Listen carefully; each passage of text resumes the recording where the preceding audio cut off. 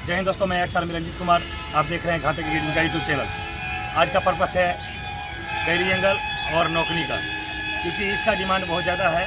और मैंने जो मेडिकल किया है अभी तक 3 ग्रुप मेडिकल का निकला है, तीनों में कैरी एंगल और नौकनी का बहुत ही ज़्यादा असर सभी बच्चों पे दिखाया गया है।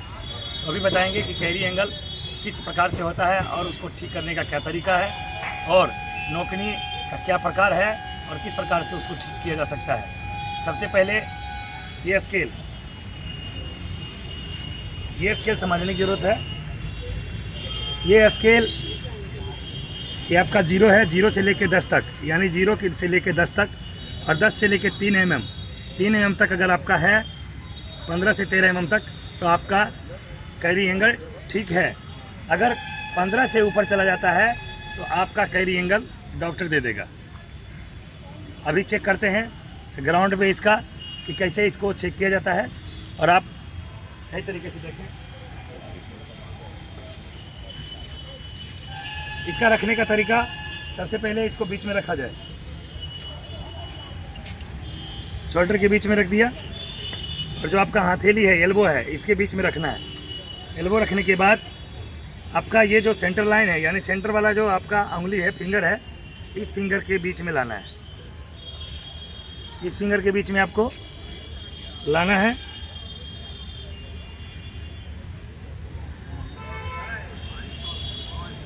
इसमें आया है, वेरिएशन आया है आपका 5 mm। तो यहाँ पे माना जाएगा आपका एंगल बिल्कुल ठीक है। ये कैरी एंगल में गिनती नहीं होगा। नज़दीक से दिखा दे।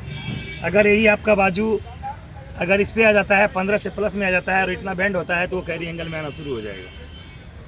इस प्रकार से नेक्स्ट सेम ऐसे ही इसको बीच में रखा जाएगा। ये आएगा शोल्डर के बीच में। उसके बाद इसको बीच वाले अंगुल मिलाना है। इस भाई का आया है 10 mm, और 13 mm के बाद आपका कैरी एंगल शुरू हो जाता है। हाँ, सीधा 10 mm। ये बिल्कुल आपका कैरी एंगल नहीं है। नेक्स्ट सेम सेंटर में रखा जाएगा। सेंटर में रखने के बाद आपका फिर वही सेंटर लाइन।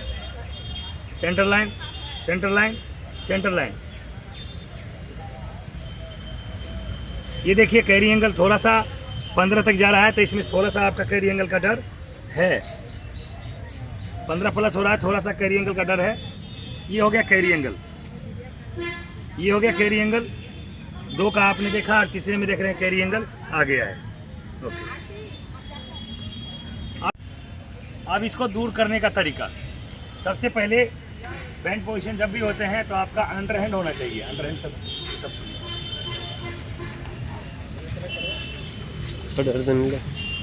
इसमें से 10-10 का सेट बनाया जा सकता है, या 20-20 का सेट बनाया जा सकता है।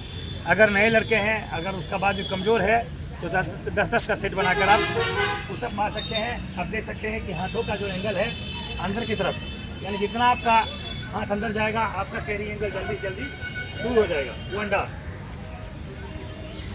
अप, थोड़ा दूर हो, 2 डाउन, अप, 3 डाउन, अप। तो इस प्रकार से आप कैरी एंगल का जो सही तरीका है, कैरी एंगल सही कर सकते हैं। दूसरा, खड़े हो जाओ, अपना हाथ इस प्रकार से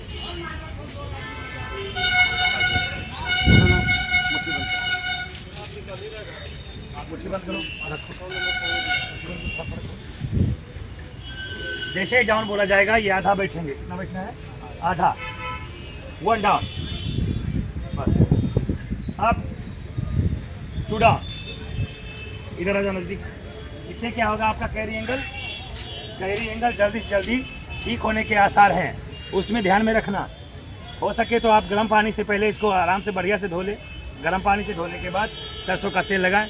उसके बाद ये एक्सरसाइज करने से आपको बेनिफिट मिल सकता है। Up, 3 down, up, 4 down, up, ये था आपका कैरी एंगल का 2 एक्सरसाइज। अभी आते हैं नॉकनीज पे।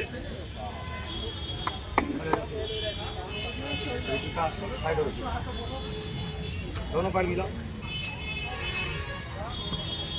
दोनों पैर मिलाने के बाद ये आपस में टच है तो कैरी एंगल दे देगा।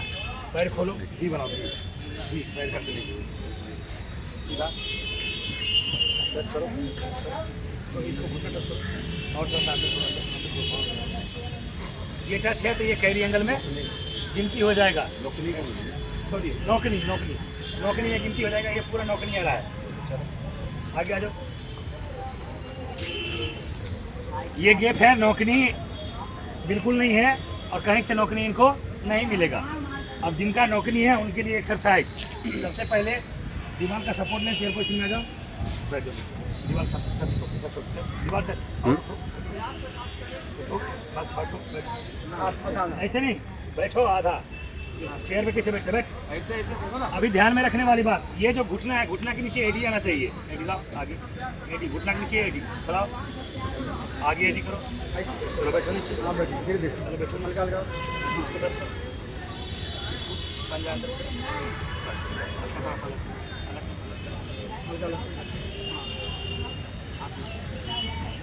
इस पोजीशन में बैठ जाना है। कम से कम आपका जितना भी टाइम लगे, हो सकता है 30 सेकंड से लेके आप 2 मिनट तक कर सकते हैं, क्योंकि सब बहुत हार्ड एक्सरसाइज है।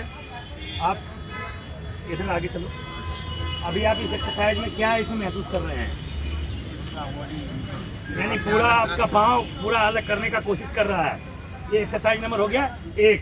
देखना ऊपर एंगल, तो जितना होता है जितना देर आप बैठ सकते हैं, तो आप सेट बनाकर बैठ सकते हैं। अभी होगा एक्सरसाइज नंबर 2। दोनों हाथ गर्दन के पीछे, थोड़ा अलग हो, दोनों कर मिला और अलग हो, पूरा स्टिंग बैठना है। पूरा बॉडी सीधा करके नीचे जाना है, सीधा पूरा बॉडी, आगे नहीं करना है।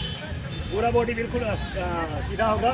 ध्यान में रखने वाली बात, आपका जो स्पाइनर है वो बिल्कुल आगे नहीं झुका होगा, बिल्कुल स्टैंडिंग पोजीशन में होगा। 1 डाउन, आगे मत, अप, 2 डाउन, अप, 3 डाउन।